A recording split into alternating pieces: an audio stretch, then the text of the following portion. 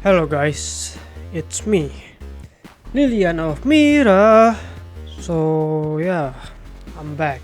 Your Dark Souls 3 cultist, your Dark Souls 3 cheater who hates Elden Ring or shit talking Elden Ring a lot. Yeah, I'm back.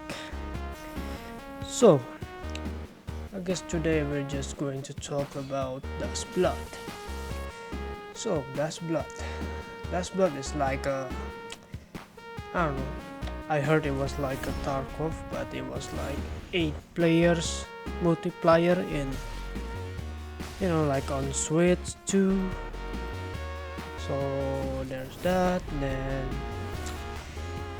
I think other creators have already talked about Duskblood, but yeah, I wanna maybe talk more deeper than just the surface level of the issues that can potentially come out. Like,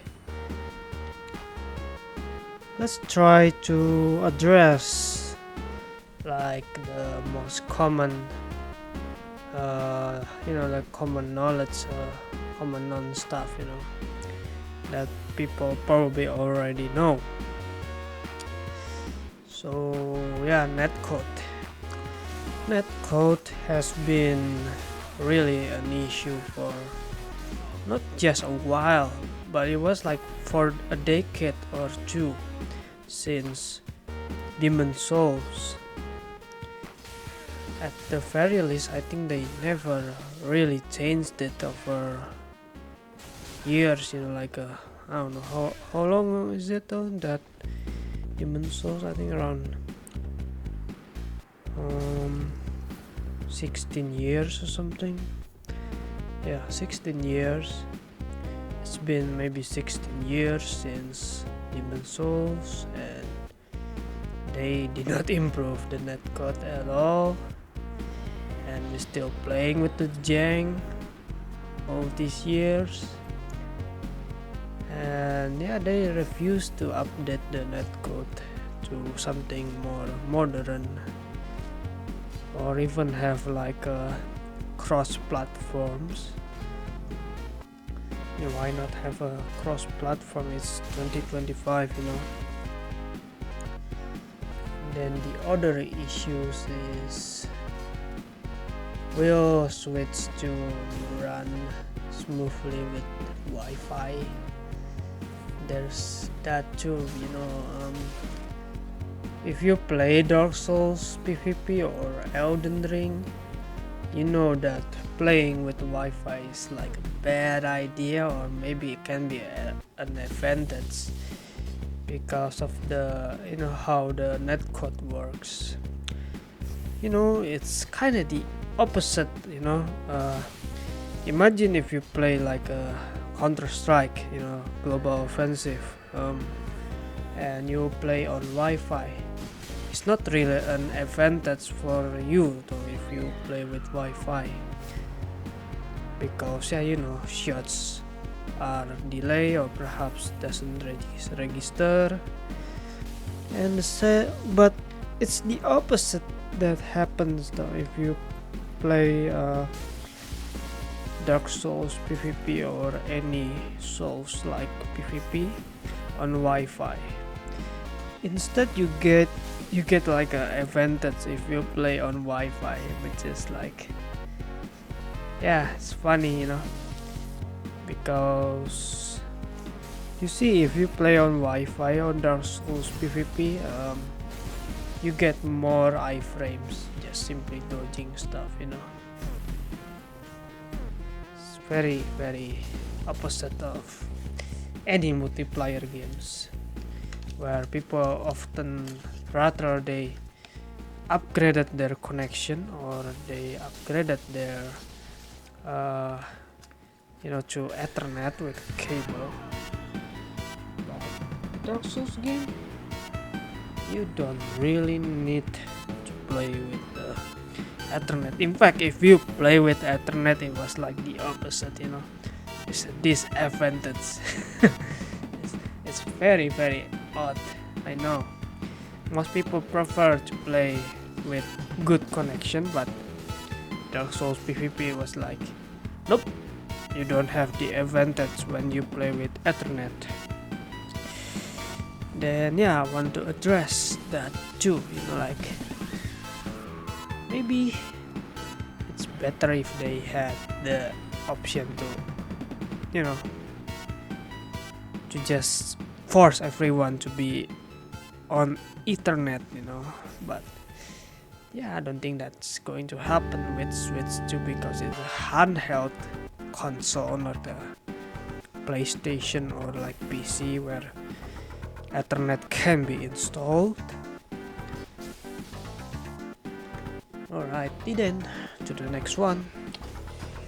Alright, the things that pops up in my head is the community.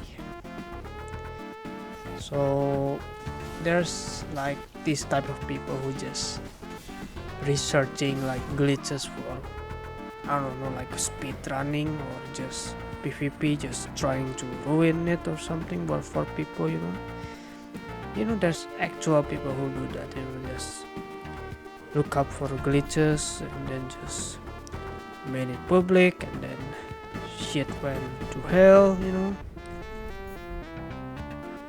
But then this type of people always kinda, like justify it, like saying something like, oh, I'm doing this so we can report it to the developer and then maybe they fixed it, blah blah blah. They saying this shit while they also knowing that the developer aren't going to do anything, like it's just mind-boggling, Then there's like a cheaters, of course, like script kiddies. So these script kiddies, they going to do anything, to be honest. Like they going to jailbreak the console, or they going to write down like a long codes of cheat engine tables, just to be able to do one thing or another, or just maliciously just destroying other players just for their twisted pleasure or something, The thing about the people who glitch or the one that look up like a cheat, that's making exploit through the game and then just make a code from it for a cheat. These people doesn't really care about the game at all. They're just there to just blow shit up and ruin things, and then they just fuck off somewhere else, something like that. But then again, some of them actually stay, which is mind-boggling, of course. That's where I will say that cannot be fixed, the damage they do, The only way to just not, get into that is to not find the glitch and stop doing the cheat engine codings, That's like the only way. Doesn't matter if the devs will fix it or not, because they definitely cannot fix it, and they definitely doesn't want to work on a fix. If you look at what they are doing now. So in my opinion, the community is already rotten to the core ever since the game became mainstream. I mean, cheating hasn't been something that were new, I guess, in Souls games. But I think it has been kinda getting worse ever since it became mainstream. people are making cheat tables and they are selling it online in like openly without the moderator just banning them or something, or do something about it. They just let them roams Reddit or Discord or anywhere else. And I think the culture of finding glitches to exploit to grief other players will not die anytime soon. It will keep going.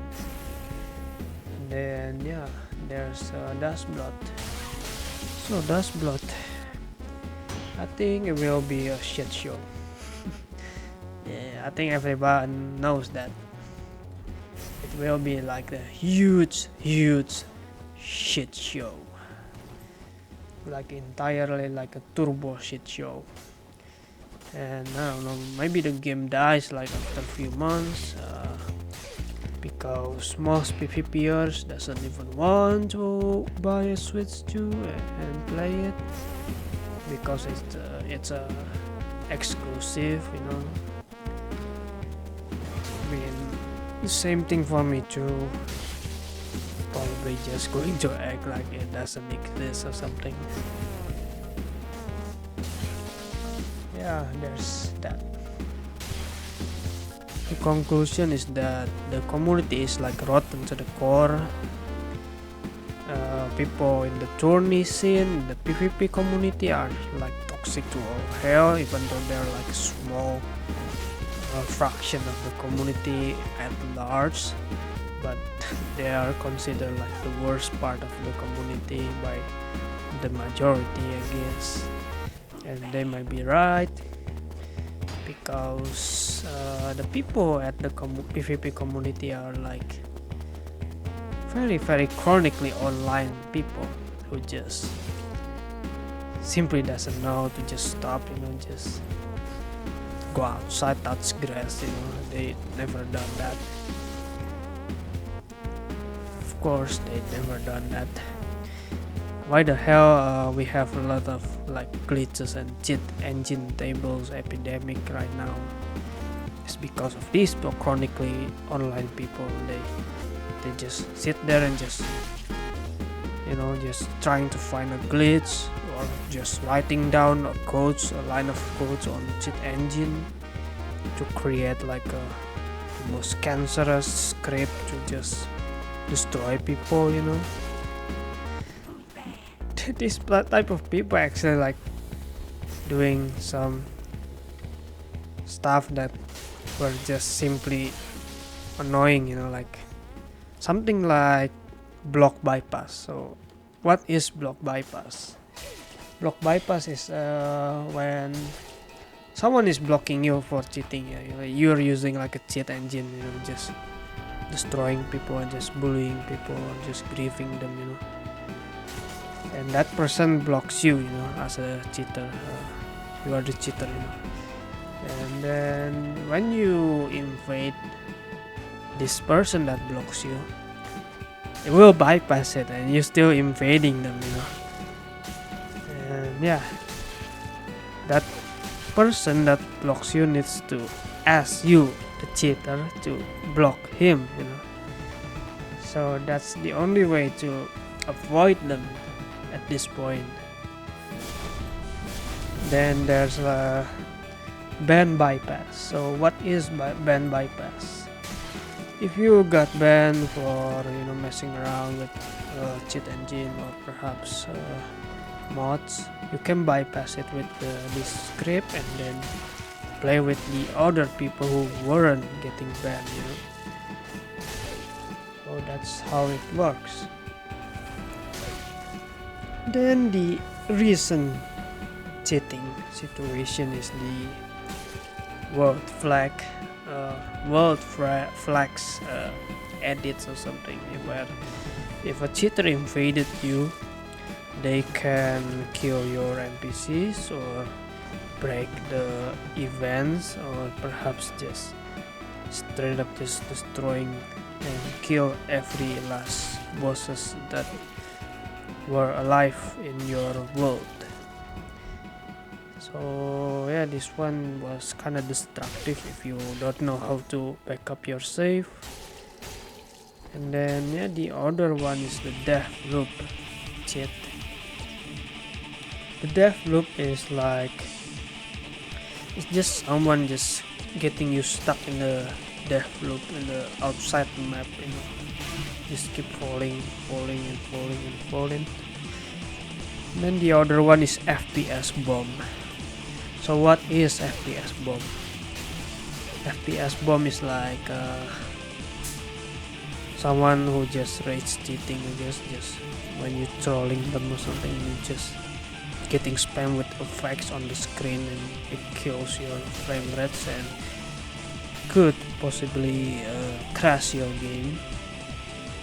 Yeah, this one is kinda malicious too, because the point of doing this is to just crash the other person basically.